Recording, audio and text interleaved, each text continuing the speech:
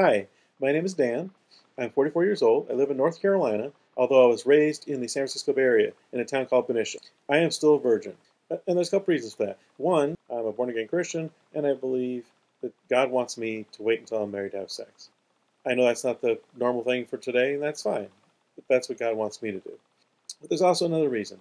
When I was a teenager, I talked to my friends who were girls, and I would talk to my friends' girlfriends, and one of the biggest complaints that they ever had was that there wasn't a lot of communication with their boyfriends. The more physical the relationship got, the less communication they got. That bothered them.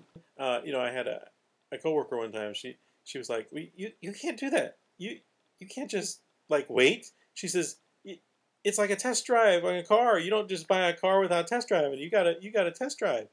And I kind of laughed, and I said, "Hey, what works for you is fine, But I look at it this way: if by chance I marry a virgin, and I am a virgin, it's going to be the greatest sex I've ever had because I won't know any different." As far as dating, I group date. That's my first mode, if you will. I want to know what a person's like. Do we have some of the things in common? Are we going down the same road? I mean, I don't want a clone of me, but I want to know that we have things that we can bond together with. And one of the great ways of doing that is, when you're out in a group, people are more relaxed when they're out in a group versus a one-on-one dating situation. There's more tense. It's more what is he going to think? What's she going to think? A situation like that. I'm just me, and you like what you see or you don't. And I had a friend who told me, "Dan, you're never going to get married if you don't put on a suit and the cologne and put on a show." And I'm like, "Well, what good is that if I put on a show for her and then I marry her and then I wear my jeans and t-shirt around the house?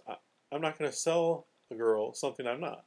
I almost got married back in the 90s. My family hosted Japanese students. We had two for a year and one for 6 months at the same time. So at one time there was like three in the house at the same time. And me and one of the girls started caring about each other, and we progressively moved forward. Her family was very prejudiced. They were against her dating an American. So we just prayed about it. We said, "Hey, if God wants it to happen, it'll happen." Her parents, they'll change their mind. And they didn't, and we didn't go forward. To me, marriage is more than just a union of two people. It's a union of two families, and you've got to have some kind of a common bond there. Otherwise, one side is always fighting the other. And marriage is hard enough just for the two of you, let alone having in-laws that are against it. As far as what I'm looking for in a woman, I want somebody who has the same faith as I do. I know other people cross faiths, and it works for them, and that's fine. But to me, a familiar foundation is key to helping make the success. At least if you're going down the road in the same direction together, it's easier to stay together than if you're both on the same road but going in opposite directions. Ideally, a virgin. I'm waiting. I'd prefer someone who waited. Is that like a absolute requirement? No, not necessarily. As far as sexual frustrations or temptations, do I want to have sex? Sure, I want to have sex. I don't think it's as hard for me as maybe some of the people who have experienced sex who are trying to stop for a period of time. It's kind of like anything else. If you never had chocolate, the temptation's not going to be as strong as if you have chocolate and like it. If you haven't tasted it, tried it, the pull's not going to be as strong. Although the pull is there, of course. I'm a guy. I mean, come on. Guys, think of sex. That's what we do. One of the things that helps me the best to overcome the temptation, I start praying for the person. I don't know what's going on in their life, but I just pray that God works His will in their life and He reveals Himself to them. They follow the path He wants them to follow. Now, some unique things about me. I built my own home, almost entirely on my own. I had no construction experience. I built it to code. Another thing about me, most people have never done, or I don't think anybody has done actually, not even in Hollywood, is I wanted to make a movie. Called around. I got a cast. It was over 40 people. I got the equipment I needed. Extremely low budget. I only spent a $5,000 shooting budget. I crewed the whole thing solo. Nobody in Hollywood's done that, but that was fun. I did it, and I made a movie. I released it here locally in one of our theaters, in a Cinemark theater. As far as my story about uniqueness and virginity, I make sure I take precautions, kind of like guardrails. You're driving down the road, you have a guardrail. The guardrail is there to protect you from falling off the cliff, or whatever the case may be.